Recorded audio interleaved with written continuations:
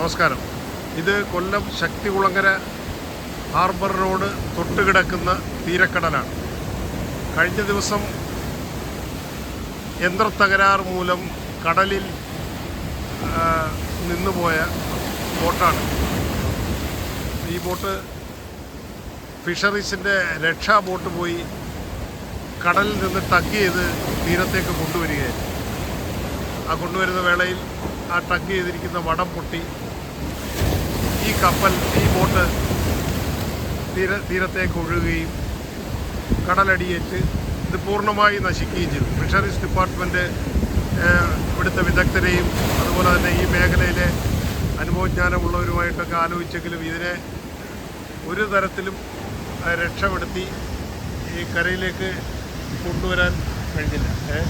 അപ്പോൾ ഇതിനോട് ചേർന്ന് കിടക്കുന്ന തീരമേഖലയാണ്.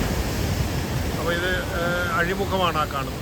അഴിമുഖത്തേക്ക് ബോട്ടുകൾ പോകുന്ന അതിന് തൊട്ടാണ്. ഇത് ഏതാണ്ട് ഒരു കോടിക്കകത്ത് വില വരുന്ന അല്ലെങ്കിൽ അതിൽ താഴെ വില വരുന്ന വലിയ ബോട്ടുകളാണ്. അപ്പോൾ അതിൻ്റെ സാമഗ്രികളെല്ലാം ഇനി കടലടിയേറ്റ് ഇതിനെ രക്ഷപ്പെടുത്താനോ അല്ലെങ്കിൽ ഇതിനെ കട്ട് ചെയ്തെടുക്കാനോ ഇപ്പോൾ തീരക്കടൽ വളരെ പ്രക്ഷുബ്ധമായതുകൊണ്ടും ഇതിനെ രക്ഷപ്പെടുത്താനായില്ല. അപ്പോൾ അതാണ് ശ്രീമാൻ ആഴക്കടൽ വിദഗ്ധനായ ശ്രീമാൻ ചാർലി ജോസഫ് പറഞ്ഞത്.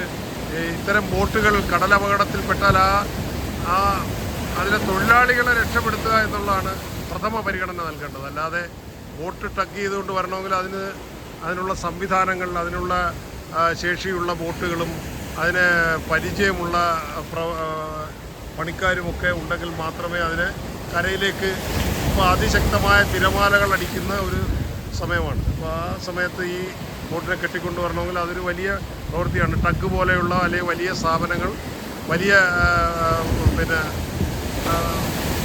ടഗോ മറ്റോ ഒക്കെ ഉണ്ടെങ്കിൽ മാത്രമേ ഇത്തരം ബോട്ടുകളും ഇത്രയും ബലമായി കെട്ടി കരയിലേക്ക് കൊണ്ടുവരാൻ കഴിയും. അപ്പോൾ അതിൻ്റെ പരിചയക്കുറവാണ്. ഫിഷറീസ് ഏർപ്പെടുത്തിയ രക്ഷാ ബോട്ടിൻ്റെ ജോലിക്കാരുടെ പരിചയക്കുറവ് കൂടിയാണ്. യഥാർത്ഥത്തിൽ ഇത് ഒരു കേസോ മറ്റോ ആയിക്കഴിഞ്ഞാൽ പിന്നെ ഫിഷറീസിന് ഈ ബോട്ടിൻ്റെ നഷ്ടപരിഹാരം കൊടുക്കേണ്ടി വരും. കാരണം ഇത് അവരെ ഫിഷറീസ് ടഗ് ചെയ്ത് കൊണ്ടുവരുമ്പോഴാണ് ഇത് സംഭവിച്ചിരിക്കുന്നത്. അപ്പോൾ അത്തരം കാര്യങ്ങളും ഈ രക്ഷാ ബോട്ടുകളും അതുപോലെയുള്ള കാര്യങ്ങളുമൊക്കെ നിശ്ചയിക്കുമ്പോൾ അതിനൊക്കെ ഒരു മാനദണ്ഡം ഉണ്ടാക്കുകയും അതിന് ഒരു വിശ്വാസ്യത ഉണ്ടാക്കുകയൊക്കെ ചെയ്യേണ്ട ഉത്തരവാദിത്വം ഫിഷറീസ് ഡിപ്പാർട്ട്മെൻറ്റിനുണ്ട്. ഇപ്പോൾ ഏതെങ്കിലും ഒരു ബോട്ട് എടുത്ത് രക്ഷാപ്രവർത്തനത്തിന് ഇടുന്നത് ഒരു ആചാരമായി മാത്രം നടക്കുന്നൊരു കാര്യമാണ്. ഇപ്പോൾ മുതലപ്പുഴയിലായാലും വിഴിഞ്ഞത്തായാലും കേരളത്തിൻ്റെ എല്ലാ ഹാർബറുകളിലും ഇങ്ങനെ ബോട്ടുകളുണ്ട്.